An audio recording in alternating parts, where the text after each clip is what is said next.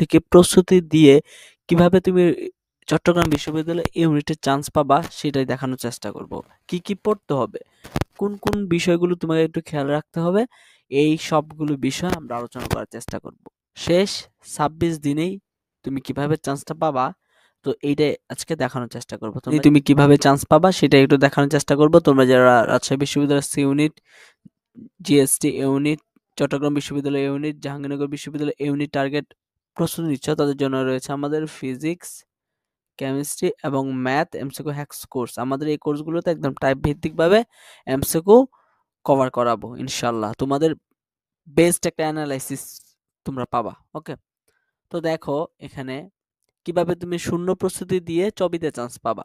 তো প্রথম কথাটা হচ্ছে তোমাকে এখানে প্রশ্ন ব্যাংক সলভ করতে হবে। এটা 100% তুমি গুরুত্ব দিয়ে পড়তে হবে। প্রশ্ন ব্যাংক, তোমার প্রশ্ন ব্যাংক পড়তেই হবে। প্রশ্ন ব্যাংক পড়ার বিকল্প নাই চবিতে। তো প্রশ্ন ব্যাংক তোমাকে অবশ্যই সলভ করতে হবে। মেইন বই পড়তে হবে কিনা, হ্যাঁ মেইন বইটা অবশ্যই পড়তে হবে। মেইন বইয়ের গুরুত্বপূর্ণ টপিকগুলো পড়তে হবে। অর্থাৎ প্রশ্ন ব্যাংকটা দেখবা, দেখলে এখান থেকে দেখবা যে অনেক মানে কোন কোন বিষয়গুলো গুরুত্বপূর্ণ, কোন কোন টপিকগুলো থেকে আসছে প্রশ্ন, এর আশেপাশে টপিকগুলো থেকে আবার এই প্রশ্নগুলো ভালো করে দেখবা। তো মেইন বইয়ের অর্থাৎ প্রশ্ন ব্যাংকটা অ্যানালাইসিস করার পর তুমি দেখবা যে আসলে কোন কোন টপিকগুলো থেকে প্রশ্ন আসছে, বই থেকে সেই টপিকগুলো বের করার চেষ্টা করবা, খুঁজে বের করার চেষ্টা করবা। সেই টপিকগুলোর আশেপাশ থেকেই গুরুত্বপূর্ণ মানে বিষয়গুলো একটু ভালো করে পড়ার চেষ্টা করবা। ওকে, তো মেইন বই অবশ্যই পড়তে হবে। বাংলা এবং ইংরেজিতে একটু ভালো করতে হবে, কারণ তোমরা তো জানো বাংলাতে তোমার 10 থাকে এবং তোমার ইংরেজিতে তোমার থাকে 15 মার্ক থাকে।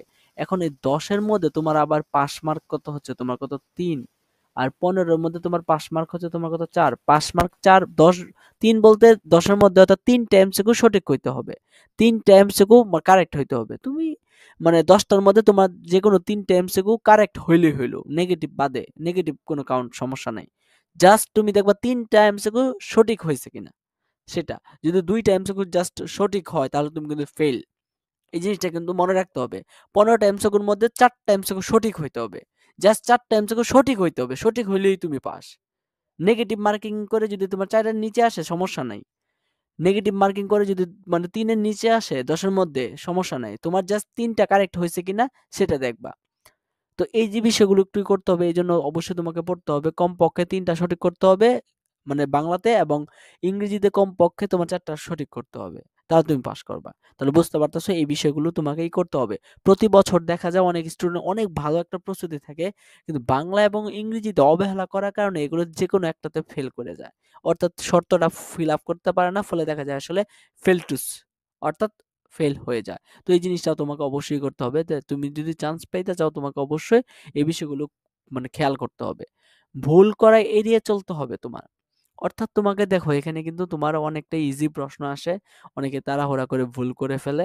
তো এখানে ভুল করা যাবে না, যেহেতু ইজি প্রশ্ন আসে এখানে কাট মার্কটা কিন্তু অনেক বেশি হয়। তো ইজি একটা প্রশ্ন যদি ভুল করে ফেলো এর জন্য তোমার কিন্তু মাসুলটা গুনতে হবে। একটা মার্কের জন্য তোমার পজিশন কিন্তু অনেক কম বেশি হবে, অনেক কম বেশি হবে।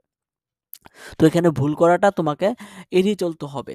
অবশ্যই খুব সতর্কতার সহিত তোমাকে এখানেই করতে হবে, কারণ এখানে প্রশ্নটা যদি ইজি হয় এর কারণে কাট মার্কটা তোমার অনেক বেশি হয়, কিন্তু প্রতিযোগিতাটা অনেক। আর এখানে এক্সাম দিতে হবে প্রচুর, তোমার ভুলটা মানে অ্যাভয়েড করার জন্য তোমাকে প্রচুর পরিমাণে এক্সাম দিতে হবে। তুমি যদি পারো অফলাইন তুমি এক্সাম দিতে পারো।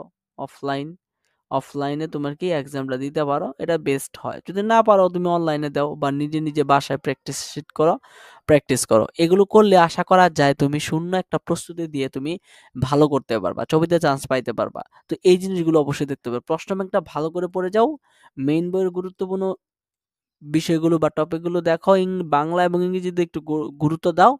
ভুল করা অ্যাভয়েড করার চেষ্টা করো, ভুল যেন না হয়, সহজ সহজ প্রশ্নগুলো যেন ভুল না হয়। ওকে, তো আশা করি তোমরা জিনিসটা বুঝতে পারছো। এই অনুযায়ী তোমাদের প্রিপারেশনটা এখন থেকে এই লাস্ট কয়েকদিনে তোমরা একটু ভালো করে গুছানোর চেষ্টা করো। ওকে।